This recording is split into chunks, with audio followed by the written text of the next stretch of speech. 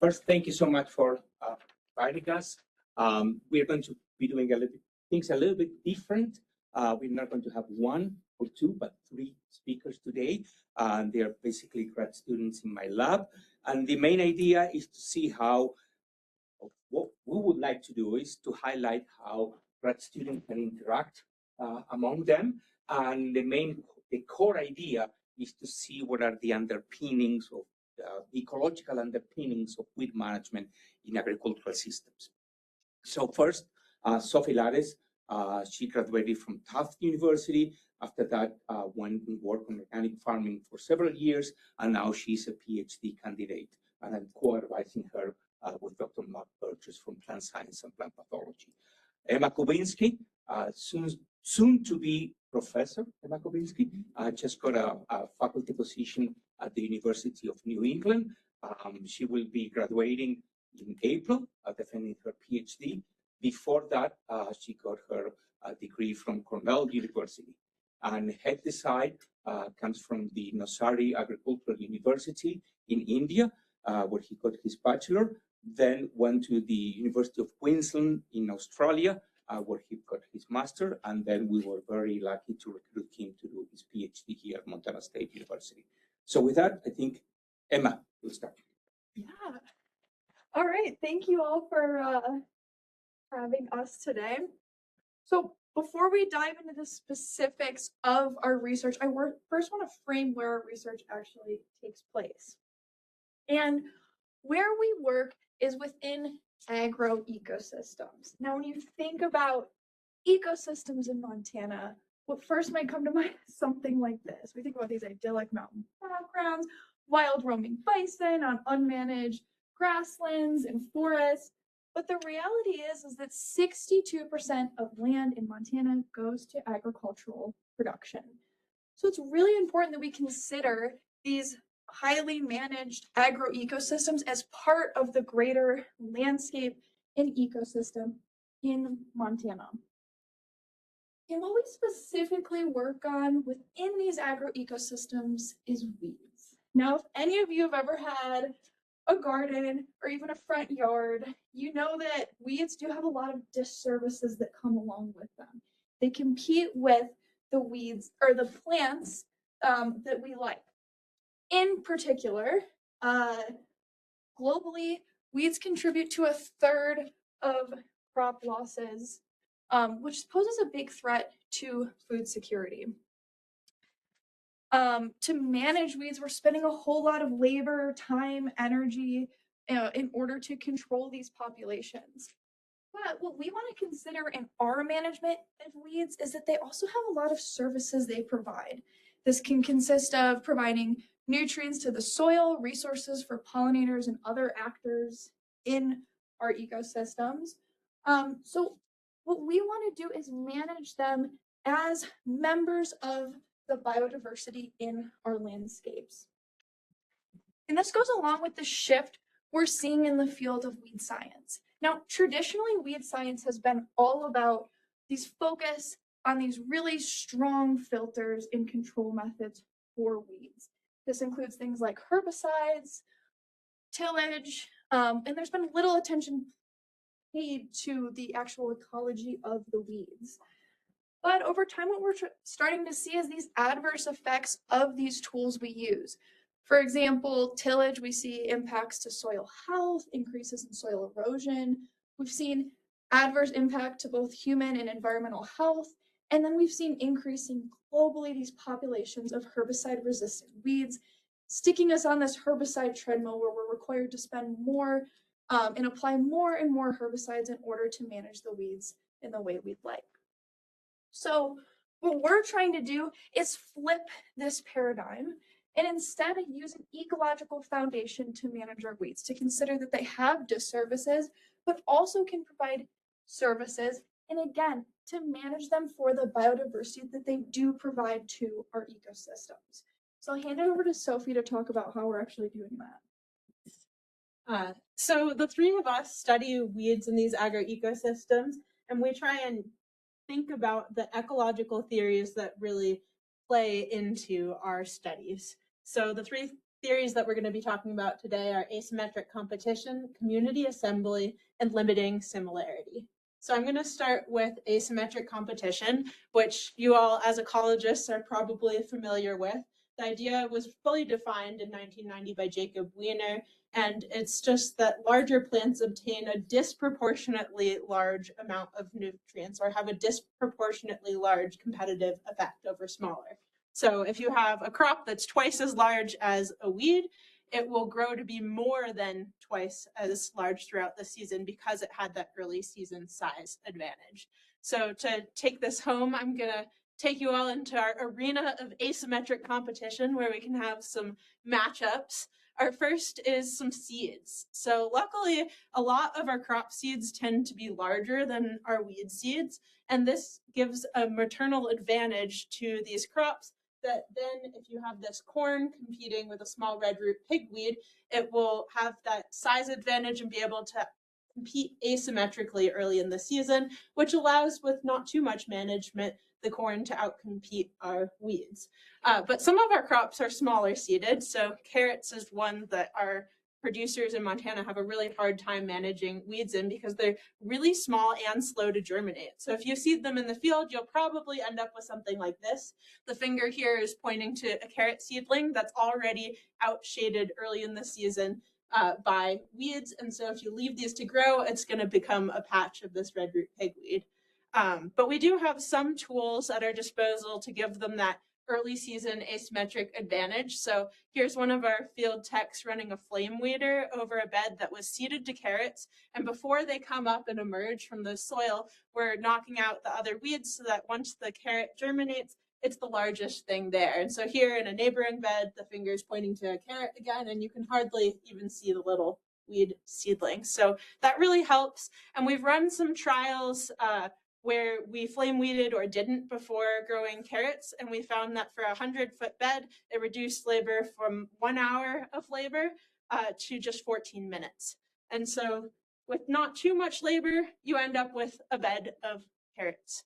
However, that is still some effort that you're spending cultivating these carrots. And so our next question is, when is it important to weed in order to get that asymmetric size advantage? And the ways that we do that is through studies of the critical period of weed control. So if you have a crop and you weed for the entirety of your season, you're going to get a large yield of your crop, but it's also going to cost a lot in labor, so you'll get a small profit. And conversely, if you weed all season long, you're going to, or sorry, if you leave weeds competing with your crop all season long, you'll get a really small yield. It won't cost a lot of money. You'll also get a small profit. So we're trying to find this period in the middle and determine when it's actually worth our time to prevent large yield or quality losses. And the way that we do this is through field trials. So here we have onions that are cultivated up until or after certain points in the season in the field. And then we look at those resulting yields and we decide, like, okay, it's worth it to have a 5% yield loss in our crop to save some of that weeding labor. And from that, we've found a period that we can share with farmers, saying if you plant your onions in early May, you weed them from early June to mid-July, then you'll get equivalent or almost equivalent yields to what you would if you were to weed them all season long. And so this is something that we can share with farmers, and it's really great. And it also helps us as scientists to understand these competition dynamics and apply them to other managements on our farm. So one way that I'm using the critical period of weed control is to increase biodiversity of our farming systems through cover crops. So cover crops are plants that are seeded not to be sold, but for other benefits, such as soil fertility, weed management. They're a really great pollinator resource, and they just help us to grow a greater biodiversity of crops on our farms. However, it's really difficult in Montana to establish a really tall cover crop like this because we're limited with water as a resource to water these cover crops, short growing seasons. So we don't really have time to establish these in the same season with our cash crops, and then also limited land with high land prices. So if you were to grow a cover crop and a crop every other year on your land, that would be great and you'd establish your cover crop. But it's not possible if you need to make a profit off of all of your land. And so from conversations with some of my partner farmers, I came up with the idea of interseeding cover crops in these to establish these cover crops in the fall. So when I say interseeding, I'm talking about planting cover crops directly between rows of growing crops or beside them during the season. And this has been really successful so far. Here's a picture of cabbage where I'm seeding some interseeding trials. So I'm running these trials with 3 crops. I have carrots, onions, and cabbage. And these represent different competitive abilities of crops, with those carrots, like we talked about earlier, being more weakly competitive, and cabbage grow really fast and cover some canopy. So they'll have different needs. I'm looking at 3 different cover crop scenarios: a berseem clover that will fix nitrogen in our soil and help us to provide that nutrient to our crops, a winter wheat that will produce a lot of biomass and organic matter, and then a combination of the 2. And I'm seeding them at different timings. And I'm getting these timings because I want to produce as much biomass of cover crop as I can, but not limiting the yields of our cash crops. So what I'm doing to find these timings is I'm using this critical period of weed control. So at the end of this critical period that we talked about, the idea is that weeds are no longer reducing our yields of our crop for the rest of the season because the crop has that asymmetric advantage. And my idea is that neither would a cover crop at that point. And then I'm also seeding 2 earlier times in the season because our cover crops are a little bit less competitive than our normal weed communities, and they take a little longer to establish. And so here's one of my early results from this. I have my yields on the y-axis, and the first bar that we have is our control that didn't have any cover crop in it. And I saw equivalent yields of onions in the 2nd and 3rd timings of interseeding. So I would, from this, recommend that 2nd timing of interseeding, as you can go a little bit earlier, 10 days earlier, about from that critical period of weed control, and still get equivalent yields. And this is what the onions looked like at that seeding time. So there's still some space between the rows to run a seeder through this field. And then by the end of the season, this is what that cover crop looked like, where we didn't see a decreased yield. So here's that berseem clover growing in that crop. And then we harvested the onions out of the field, so allowed this cover crop to keep growing into the fall, got a lot of biomass, and then incorporated this into the soil. And so after this, what I did was I seeded it to spinach to overwinter. So this is what the field looks like now. Unfortunately, this year, it still looks kind of like this.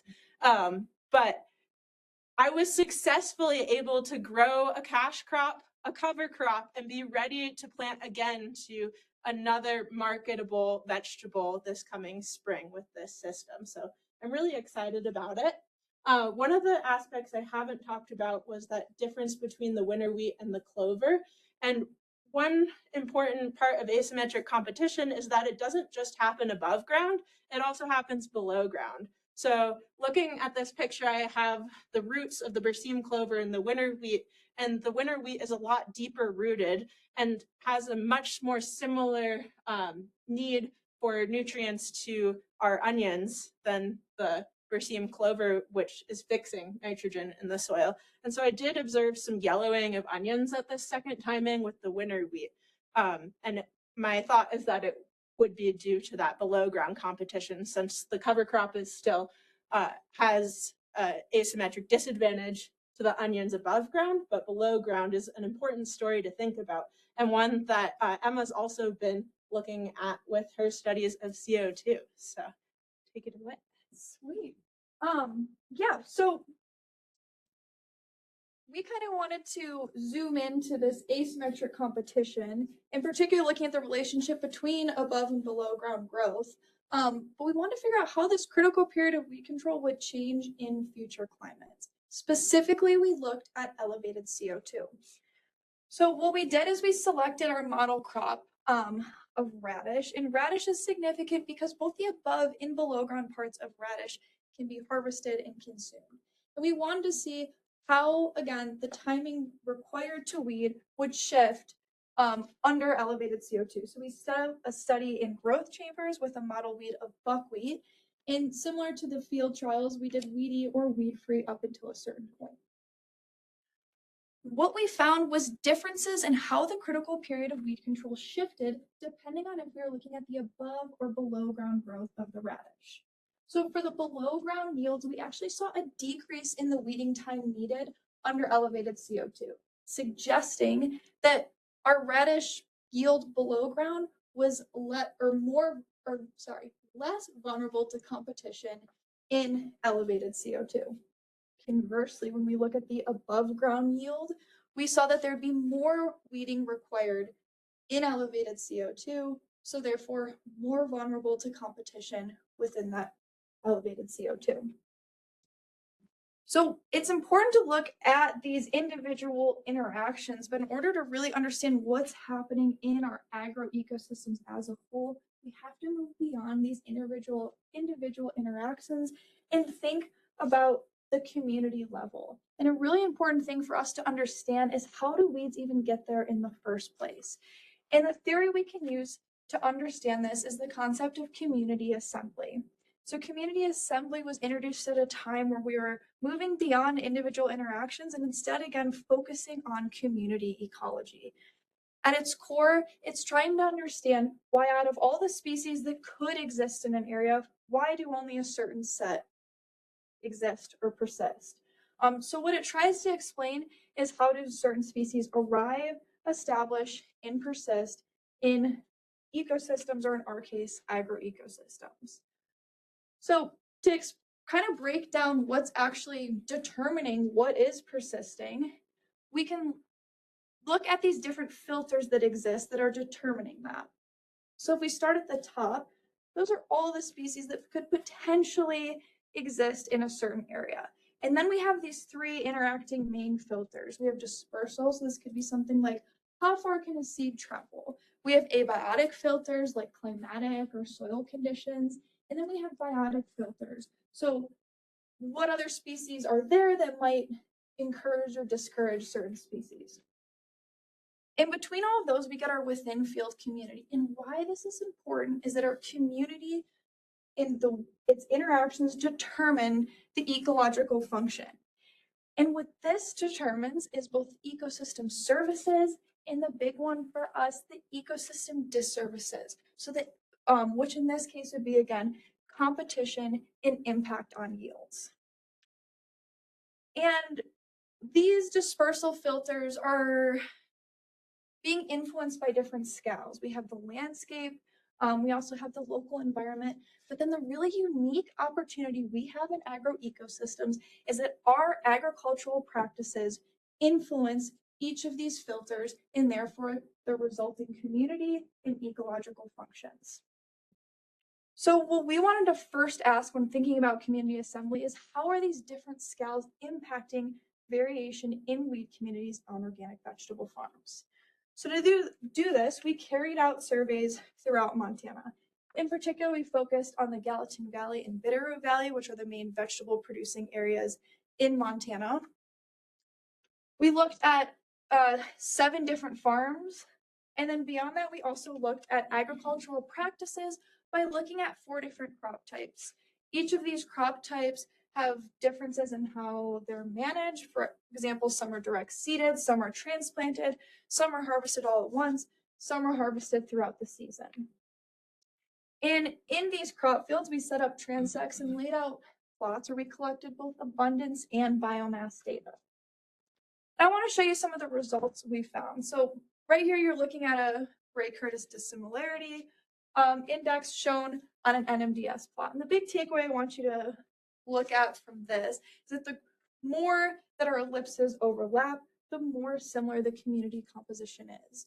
So looking at region, which again is that Bitterroot and Gallatin Valley, you see quite a bit of overlap, but some differences. So about 7% of differences in community composition were related to region. Moving to farm, we see really big differences with a lot of these ellipses not even overlapping, and found that about 30% of differences could be were explained by the differences in farms. Surprisingly, when we looked at crop, we saw no evidence for differences between community composition. So our big kind of takeaways were that farm does have the greatest impact on weed community composition. There's a little bit influence of region, but again, farm is the biggest influence. So what we were thinking is that certain farms use management practices farm-wide. So we wanted to figure out how do specific management practices filter weed communities. Because this was a survey, we were limited in connecting exact management practices to specific selection in weed communities. So what Sophie is doing is she set up different trials that look at specific tools and timings, connects it to yield, and then also looks at the weed communities present and how that might be influencing those weed communities. And this is a little early on, so we don't have specific results, but visually, you can see the differences in the weed communities that are present due to these differences in management tools and timing. And in order for us to, if we can again have influence on what species are present through our management, we need to figure out how we're actually or what species we're actually selecting for. But in order to do that, we have to actually move beyond the species level. Community assembly is specifically working on the traits of species, not the species themselves. So what we're doing with both the surveys, Sophie's management trials, is we're using a trait-based analysis. And then beyond this, HET is applying the same trait-based analysis to individual competitive interactions, and is going to talk more about that. Thank you very much. Yes, so during my PhD, I applied a theory called limiting similarity. So I would just take this opportunity to explain the theoretical framework that we used using this image here. So as we can see, we have 3 different birds, of which 2 birds are seed eater and 1 bird is worm eater.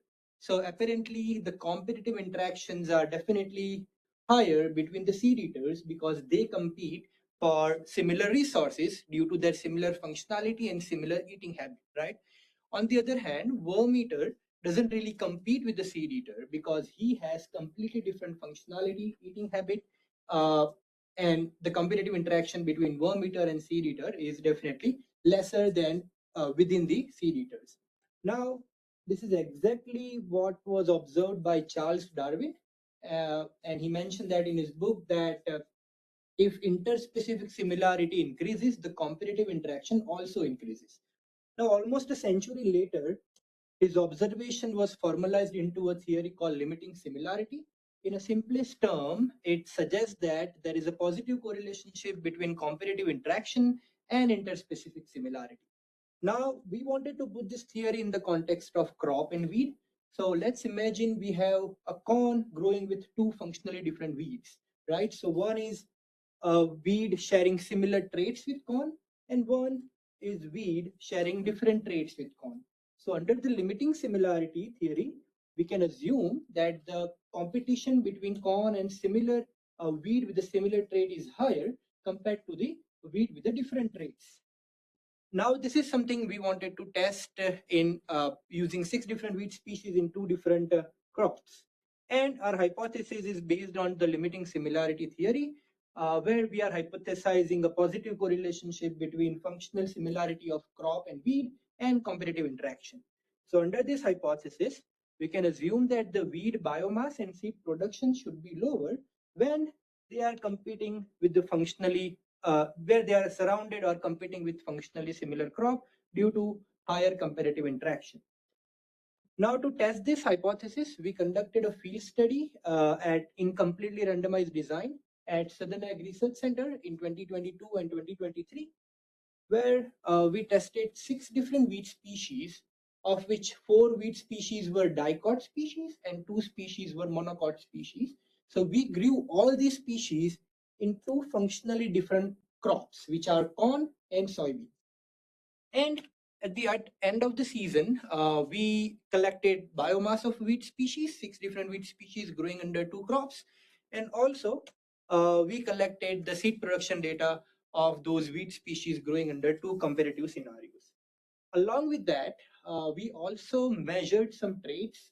Those are functional traits responsible for the resource acquisition, such as plant height, specific leaf area, leaf nitrogen content, leaf diameter content, rooting depth, rooting system, and photosynthesis rate.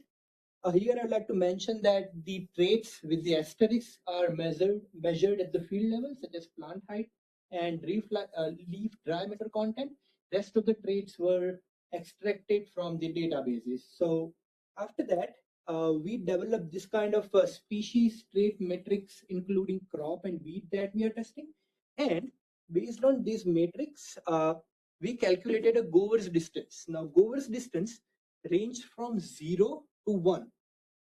So if we get value towards 0 between crop and weed, that means the weed and crop is functionally more similar. And if we get value towards 1 between crop and weed, that means the weed and crop is functionally less similar. And then we visualize that Gover's distance using this network approach, where we have crops at the center, which is corn and soybean, Z maize and glycine maize scientifically. And then in the periphery, we have weeds. And then based on the Gover's distance, we connected them using these different color edges, where yellow color edges represents lower Gover's distance, mean higher functional similarity. And the pink color edges are higher Gover's distance, means lower functional similarity. So based on that, what we observed was the soybean was functionally more similar to these dicot species, of course, because they are within the same functional group. On the other hand, Z maize, which is corn, were functionally more similar to these two monocot wheat species because they are in the same functional group. Now, as I mentioned, that we also measured biomass of a wheat species, and we actually observed that the wheat species that are functionally similar to soybean produce lower biomass compared to corn, and similarly, wheat species that are functionally closer to corn produce lower biomass in corn compared to soybean. That is definitely due to the higher competitive interaction, suggesting the limiting similarity is operating between corn and wheat. We saw this trend in the seed production of wheat species as well, as these species were functionally similar to soybean, produce lower seeds per plant, and these species which were functionally closer to corn produce lower seeds in corn compared to soybean. Now we are still talking about our results at the species level. So we wanted to go a little deeper, and we want to be able to infer our results at the trait level. So to do that, we calculated these indexes based on the biomass and the seed production. For the biomass, we used wheat suppression indexes calculated based on the biomass production of a wheat species in soybean and corn. And for fecundity reduction indexes, that was calculated based on the seed production, calculated based on the seed production of wheat species produced under soybean and corn. So we did that in corn, and we also did that in soybean.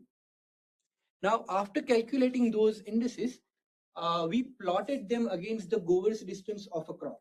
So here I'd like to just revisit our network plot. As I mentioned, that the yellow lines are a lower Gover's distance, indicating more functional similarity, indicating increased competition, right? Whereas our pink lines represents higher Gover's distance, means less similar traits, means reduced competition. So when we plot those indices, WSI and FRI, we should be expecting a clear negative correlationship to be able to infer our results at the trait level, right? And now this is exactly what we observed when we plotted wheat suppression indexes in corn and soybean against the Gover's distance. We observed a clear negative correlationship between indices and the Gover's distance, calculated based on the biomass, and fecundity reduction indexes, which was calculated based on the seed production. We were observing negative correlationship. So here now we have some evidence that the functional traits are playing role in determining crop weight competition, not at the species level, but also at the trait level. We are we can now predict crop weight competition.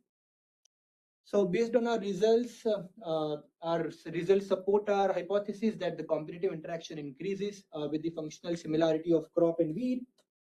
And in future, we are going to expand this framework to study different crop weed interaction in different cropping systems, where we think that we can actually use this framework to achieve more ecological services and less ecological disservices by managing more problematic weeds and prioritizing the management of more problematic weeds than the less problematic weed using this framework.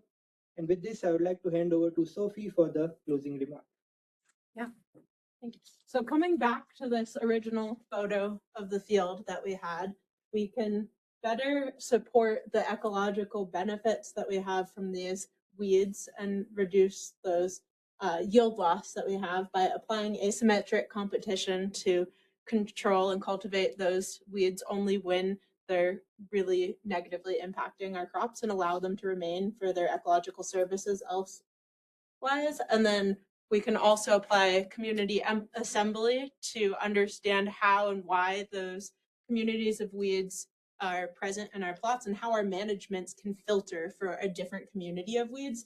And then we can use limiting similarity theory to think about our cropping rotations and how we can plan which crops we choose based on the communities of weeds and what cover crops also work well in those systems, so that we can shift from this reliance on these technological fixes towards a more ecological foundation to our weed management. So thank you for your time.